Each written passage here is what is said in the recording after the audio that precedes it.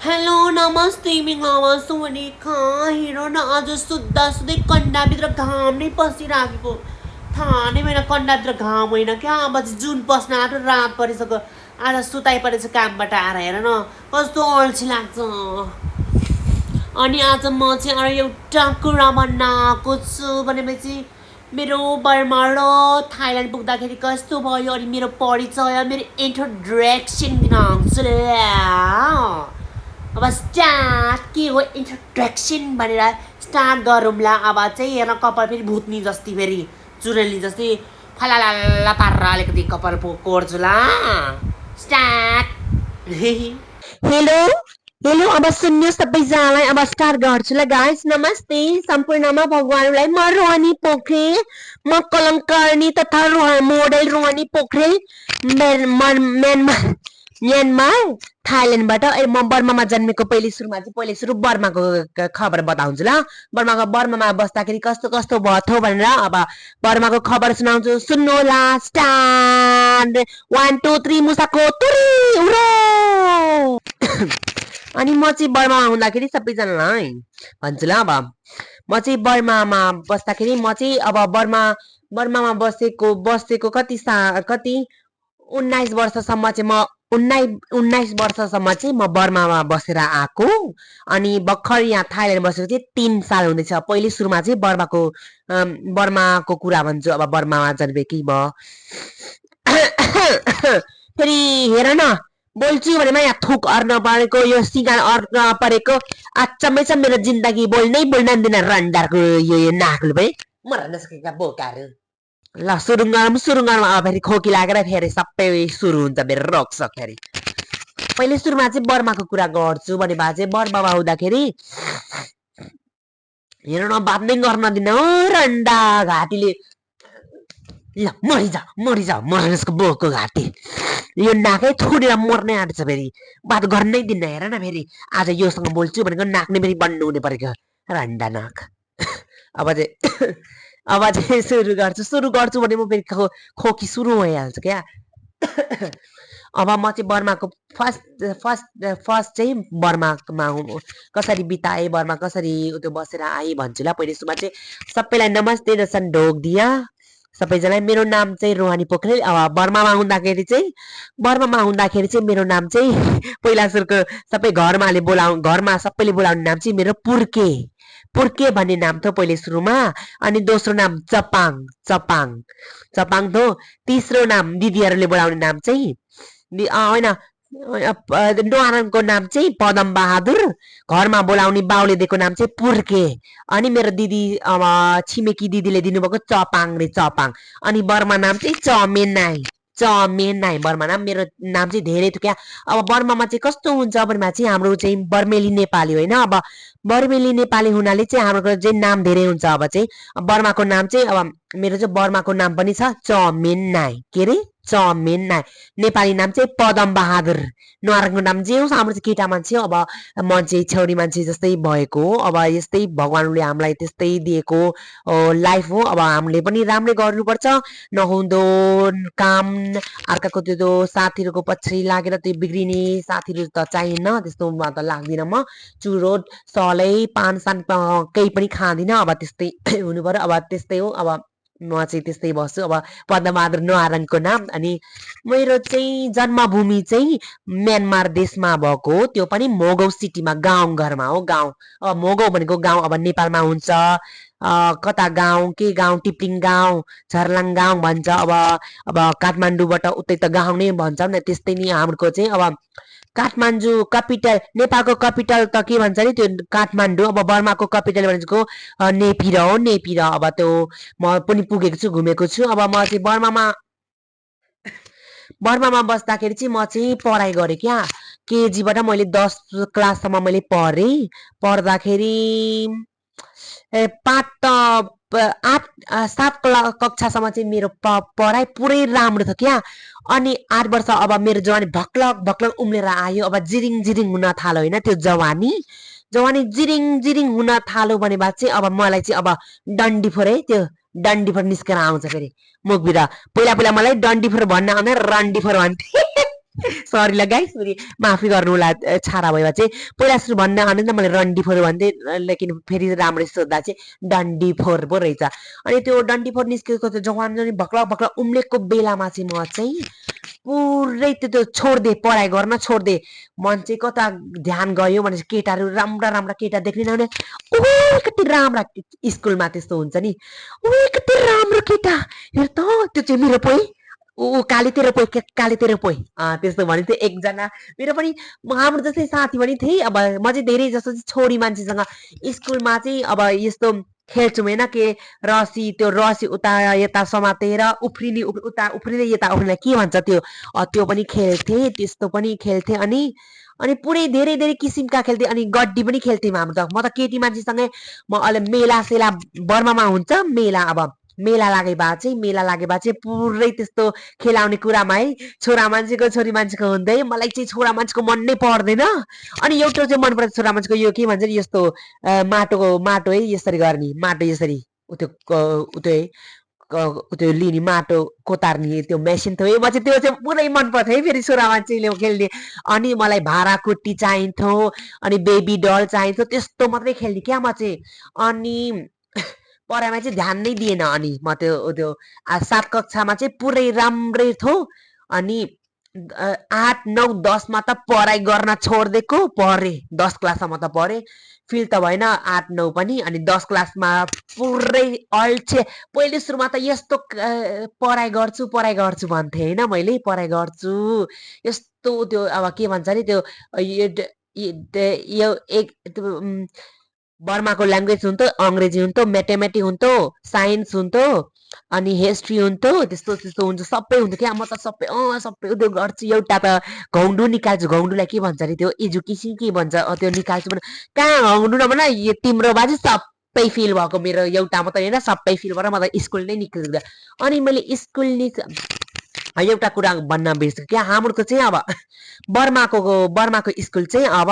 बर्माको school 1 साल पनि होइन 9 महिना खोले बा अनि 9 महिना खुल्छ पढ्नुपर्छ 9 महिनामा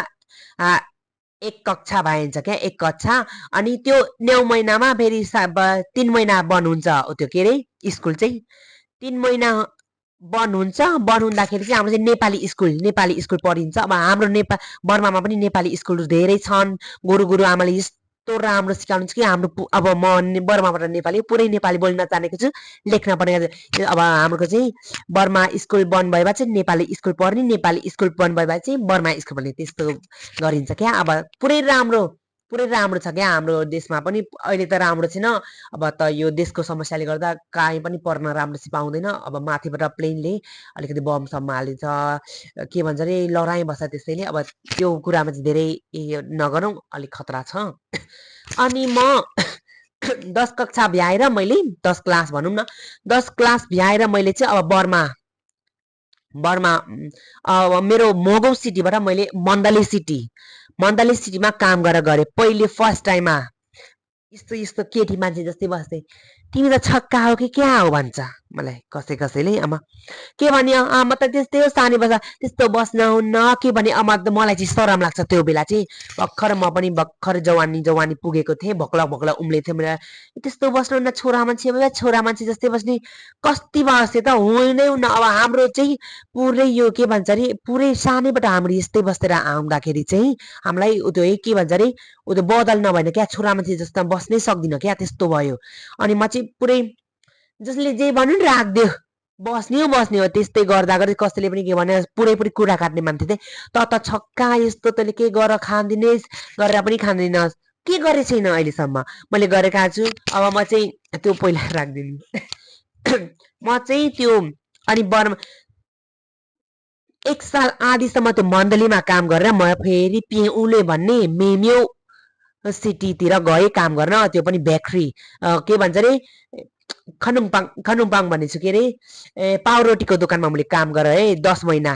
स्यालेरी त खास मिल्दैन थियो 80,000 भनेको त सस्तै थियो सस्तो अब अलिकति हामीलाई फन्ड किन्न मिल्छ त्यतिको लागि मात्रै मिल्छ खास मिल्दैन अनि म त्यहाँ गरेँ त्यहाँ पनि राम्रो भएन मेरो आफन्तकै काममा राम्रो छैन क्या अनि राम्रो भएन, मलाई मन परेन। म फेरि पुरै नै पुरानो काम फेरि गएँ। ऊ माझनी कति माया गर्छ मलाई अझैसम्म। मलाई म पुर्के बोलाउँछ नि त्यो बोले माझनीले पनि मलाई, पुर्के तिमी कता छौ, थालेमा काम राम्रो नभए अझैसम्म आउन हुन्छ है। मेरो घरलाई तिमीले आफ्नै घर जस्तो ठान, हामीले तिमीलाई छोराछोरी जस्तै राम्रो आफ्नै छोरा जस्तै राखेर हुर्काएर त्यो गरेको, आफ्नै यहाँ काम गर्न आयो हुन्छ, हामीले यति यति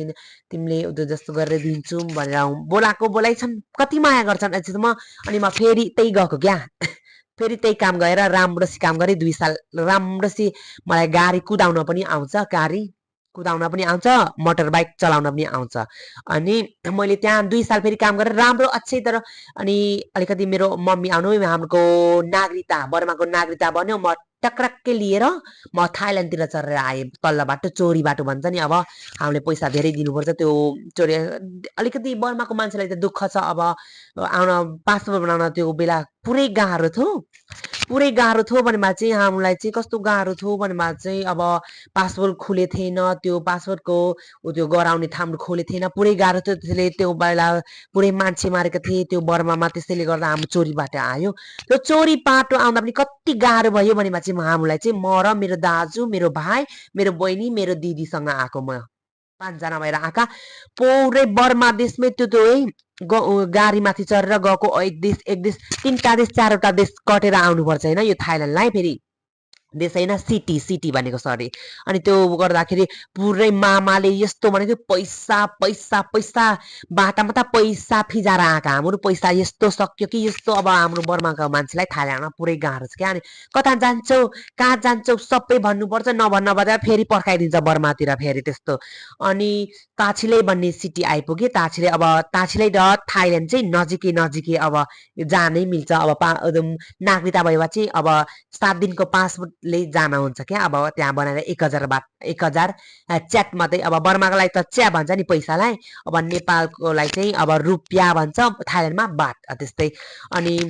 हाम्रो चाहिँ पहिले सुरुमा चाहिँ त्यो चोरी बाटो आयो। त्यो डाँडो काटो आम्मामा पुलिस मामा थिए, बन्दुक समातेर हेरेको। अरे हाम्रो चाहिँ त्यो जङ्गलभित्रबाट यसरी लुख्रे कति गाह्रो थियो हाम्रो जिन्दगी पनि त्यस्तो आँखा क्या। अनि हामीलाई अनि त्यहाँ एजेन्ट हुन्छ, अनि आराबुलाई गाडीमाथि चढेर आएँ। गए फेरि बाटामा फेरि मामाले छोप्दाखेरि हामीलाई त्यहाँ 2 घन्टा 3 घन्टा रोकाएको। हामी चाहिँ गाडीमाथि मात्रै बसिराखेका। अनि उसले चाहिँ राम्रो थियो त्यो एजेन्ट पनि। अनि उसलाई लिएर गयो। किन कहाँ लिएर गएको, हामीलाई भनेको बाटो गराउन पासपोर्ट बनाउन लिएर गएको भनेर। होइन तैँले झुट बोलिस् के भन्यो। अनि त्यहाँ पैसा दिनु पर्यो एकजनालाई 4000। उसले दे हामीलाई फेरि छोडिदियो। छोडेर हाम्रो राति नै त्यो चेङराई भन्ने सिटीबाट थाइल्यान्डभित्र घुसेन।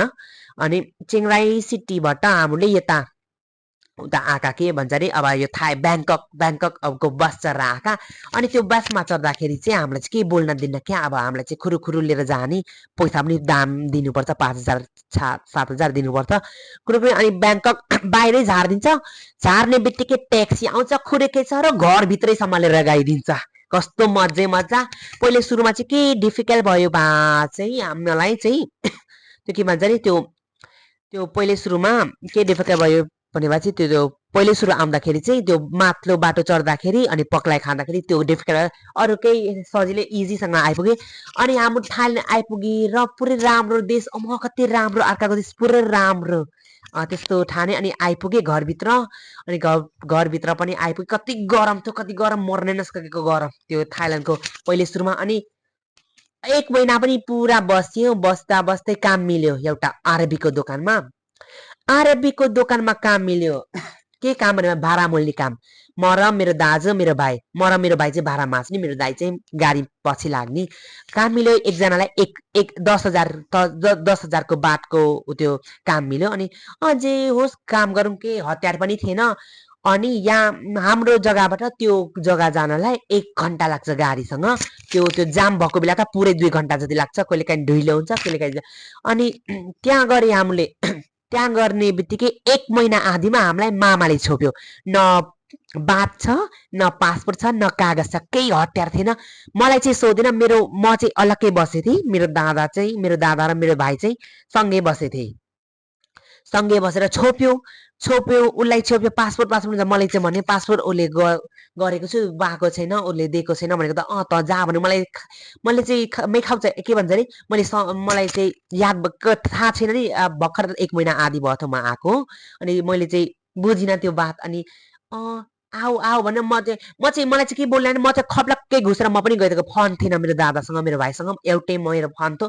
अनि हुन्न नि फेरि न त्यो फन नगर्छ उसले कसलाई फन गर्छ भने मै पनि चढेर गइदिएँ तुरुन्तै गएँ 4 दिन त्यो पाइखानभित्र ओ माई गड त्यो जेलभित्र हामीलाई त कति मागेको न भन्न पहिले सुरुमा छोडिदिन्छु भनेर 15,000 एकजनालाई 5,000 3जनालाई 15,000 दियो हामीले कामसम्म पुऱ्याइदिन्छु भनेर आएर त्यसो गरेर पैसा पनि दिन सकिन पैसा पनि लेट भयो मम्मी पनि लेट गर्नुभयो हाम्रो तुरुन्तै जेलभित्र पुग्दाखेरि यस्तो हुन्थ्यो कि यस्तो खराब कति मलाई त यस्तो घिन लाग्छ भने बाची त्यहाँ हग्न मुत्न यस्तो भन्दा भन्दै वाकै आउँछ न खाना दिन्छ र आफ्नै पैसाले बाहिरबाट हाम्रो मम्मीहरूले हामीलाई खाना आएर पुऱ्याउनु पर्थ्यो नुहाउनलाई एक थोपो साबुन हुन्न त्यो जेलमै मैले सगेर त्यो भोगेर आएको त्यो जेलभित्र 4 दिन ओ माई गॉड मच्छरले टुक्दा मेरो यो खुट्टामा मेरो सबै रातो सबै यहाँसम्म रातै यस्तो पुरै बर्मा मान्छेलाई कस्तो गाह्रो हुन्छ जेलभित्र पुग्दाखेरि चाहिँ पाइखान राम्रो थियो सबै किरा परेका त्यही हग्नु पर्थ्यो म त हगिन 4 दिनसम्म म अहिले हग्न त हग्यो होला जे पाए पनि छि मलाई त भन्दै घिन लाग्छ त्यो चाहिँ राख्दिउँ अनि त्यस्तै बोकेर अनि हामीलाई अर्को दिन चाहिँ उहाँ लिएर गयो कहाँ भनेमा चाहिँ अब तिनीहरूले बर्मा पुर्याउने जग्गा अब तिनीहरूको एउटा ठुलो बिल्डिङ हुन्छ क्या एउटा सबै क्याम्बोडिया लाओ बर्मा भियतनाम जापान सबै विदेशलाई राख्ने छोरा मान्छे अलग्गै छोरी मान्छे अब म त छोरा मान्छे नै पनि छोरा मान्छे केही भित्र घुस्नु पर्यो उनीहरूले कति कडा फन्ड थन्काइदिन्छ फन्ड लिनलाई कति दिनुपर्छ भने 600 बात एक रातको म पैसै थिएन अनि लिनै पर्यो भएको पैसा मम्मीलाई फोन गरेर पैसा पठाइदिनु भन्यो हामीलाई 500 के अरे 5,000 लिएर गएर पुऱ्याइदियो बर्मा म र मेरो भाइ चाहिँ पुगे बर्मा दाजुलाई चाहिँ राखेर आए पैसा नपुगेर दाजुलाई चाहिँ फेरि मामीले पैसा हालिदिएर फेरि आउनुभयो त्यस्तो गाह्रो अनि दोस्रो पालि चाहिँ म र मेरो दाजु मात्रै चर्रा आँखा खुल्ला राम्रै थियो नचेक सबै राम्रोसी आइपुग्यो फेरि त्यही काम गरेँ त्यो आरबीको रन्डाको त्यो दोकानमा गएको त्यही काम गरेँ त्यही रुम दियो खानै दियो त्यही बसेँ हाम्रो चाहिँ मेरो बहिनी 2जना मेरो दाजु र म 4जना त्यही बसेँ खाना दिन्छ रुम दिन्छ त्यही बसेँ अनि बस्दै त्यही काम गरेँ पहिला पैसा दिन्थ्यो अनि पछि त पैसा दिनै छोरो 3 महिना 4 महिनाको पैसा 2 महिनाको दिए 2 महिनाको दिएन हाम्रो त काम निस्केर आए अनि दादाले मेरो लागि काम खोज्नु भयो खोज्दै अनि पहिले सुरुमा बान्ल्यानेमा त्योमा पनि कति भाडा त्यो आरबीको दोकानमा त पहिले नगर्ने पैसा पनि थोरै दिने काम चाहिँ पुरै अराउने भाडा मास्नु पर्दा यस्तो हात त मेरो त कस्तो कलिलो हात पनि यस्तो छोरा मान्छेको हात भएर नभन्नु न घोटे त्यो कालो कराए कालो डेक्ची सबै घोट कति गर्नुभयो त कति गाह्रो थियो मलाई भनेमा चाहिँ अनि म त गर्न सक्दिनँ भनेर निक्लिन्छु नि त कति भन्थ्यो अनि निक्लिएँ अनि अर्को कामको आरमा पनि मैले भाडा पहिले सुरुमा त भाडा माझेको त्यो काममा पनि भाडा माझ्दै अनि मलाई कमेन्ट्स के भन्छ अरे हेल्पर बनाइदिएँ त्यहीँबाट अनि काम 2टा फेरि सारेँ म त्यहाँ चाहिँ पुरै स्यालेरी चाहिँ 10,000 मात्रै सर्भिस पाउँथे 9,000 अनि 20,000 राखिदिउँ एक महिनाको 20,000 कमाउँथे अनि त्यही राम्रो भयो त्यो पनि एउटा कति हेप थियो त्योले पनि मलाई त्यो एउटा सेप थिए मलाई त्यो टम बोय केटी मान्छे केटा जस्तो बच्चे रन्ड मर्नेसको बोको मलाई कति हेप थिए म त रुनु पर्थ्यो काममा कस्तो मलाई हेपी के यो भएन त्यो भएन यसलाई यो गर्न तँलाई यो लिनलाई तैँले बुझ्दिने के भन्ने पहिले काम बुझ्ने त भर्खर आएको थाइल्यान्ड होइन रन्डार कति कराउँथ्यो कति आँसु झर्नु पर्थ्यो कति काम अराइ गर्थ्यो अनि त्यो काम भएन म निक्लिदिएँ अनि मलाई महाजनले फेरि एउटा नयाँ काम बोलाएर त्यही राम्रोसी गरेँ अनि त्यो चाहिँ इटलीको दोकानमा यस्तो राम्रो सर्भिस 12,000 पाएँ 12,000 पाएँ अनि त्यस्तै राम्रै हुँदाखेरि चाहिँ त्यो दोकान चाहिँ कस्टमर नम्बर बन्द भयो अनि फेरि म यो अब वान ब्याङ्ककमा आइपुगेँ मेरो मम्मी आउनुभयो एकछिन ल मेरो मम्मी आउनुभएको ढोका गरेर खोलिदिएको सरी ल गाइस बिचैमै उतो रोकेर अनि म चाहिँ म चाहिँ फेरि त्यो काम गरेँ क्या अनि त्यो मेरो नयाँ महाजन फेरि यो महाजन हो एकै महाजन हो फेरि यता वान ब्याङ्ककमा काम बोलायो अनि काम बोलाउँदा बोलाउँदै म चाहिँ गएँ त्यही काम सुरु गरेँ अनि त्यहाँ पनि राम्रै सेलेरी मिल्छ 25,000सम्म मिल्छ कहिलेकाहीँ 21-22,000 मिल्छ कहिलेकाहीँ अब सर्भिसेसको अब कस्टमर धेरै हुने जतिको त्यो जान्छ बिक्री भए बिक्री हुने अनुसार पनि मिल्छ अब राम्रै छ काम पनि अनि सोसियल मिडियामा आएको भने भए चाहिँ म चाहिँ फर्स्ट टाइम त्यो थाइल्यान्डको जग्गा नै हो यो ब्याङ्ककभित्रै हो एउटा जग्गा गएको एउटै जग्गा पुगिस् क्या एउटा ड्राइभरले एउटै पुगेर टिकटक बनाएँ हेर न गाइस आज म चाहिँ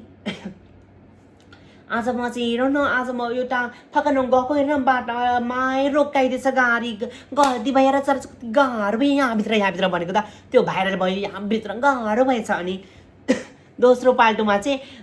म खाउसान रोड गएको थिएँ मातेर अब म पिउएर नभन्न पुरै सेक्सी भएर नभन्न हेलो नमस्ते मिङमा बस्नु खा आज त म त मात्रै छु भनेको त त्यो त भाइरल पो भइराखेको 1 घन्टामा 5,000 लाइक कहिले पनि नसोचेको लाइक पो आएको त तिम्रा बाजको टाउको तर्सेर नभन्नु न अनि त्यहीँबाट अलिकति चढ्दै गएँ अनि लाइभ चढेँ लाइभमा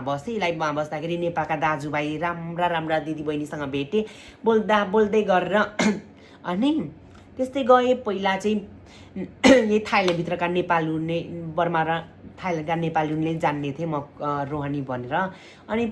दोस्रोमा चाहिँ बर्मा म चाहिँ नागिन गीतलाई बर्माले गाउँथेँ क्या त्यस्तो गाउँदै गर्दा नेपाली गीतलाई बर्माले गाउँदाखेरि पुरै भाइरल भएको थियो बर्मामा पनि अनि पहिले अनि लास्टमा चाहिँ छोडिदिएको त्यो यतै नेपालको गीतले नै त्यो गरेँ अनि बोल्दै धेरै गर्दाखेरि लास्टमा चाहिँ म चाहिँ पुरै अब एकजना दिदीसँग पहिले जोडेको थिएँ अनि एकजना दिदीले फेरि बोलाउँदा पनि मिस्टर तामाङ स्वामीसँग भेटाइ भयो मिस्टर तामाङ स्वामीसँगले चाहिँ मलाई पुरै मन पराउनु थियो हेर न पनि तँलाई रन्डा तँलाई बोका भन्ने पुरै मनपर्छ त्यस्तो भनिदिएको त मिस्टर तामाङलाई चाहिँ बुजुर्ग मुजुक भएर मलाई त ए रोहनी लाइभ आऊ पुरै माया गर्नु त कति सपोर्ट गर्नु त अनि बोल्दै गर पुरै मेरो स्वामी बनाएर मिस्टर तामाङ स्वामीले मलाई नेपालबाट कुर्ता मैले मागेँ तिज आउँदैछ मलाई साडी चाहियो तिजमा भन्ने है त्यो साडी मिस्टर तामाङ स्वामीले नै पठाइदिनु भएको अनि चुरा झुम्का हेल्थ रातो कुर्ता पनि छ त्यो चाहिँ मिस्टर तामाङ स्वामीको दिदी पेमादीले पठाइदिनु भएको एउटा कुर्ता अनि त्यो बेला चाहिँ मिस्टर तामाङ स्वामीले धेरै माया गर्नुहुन्थ्यो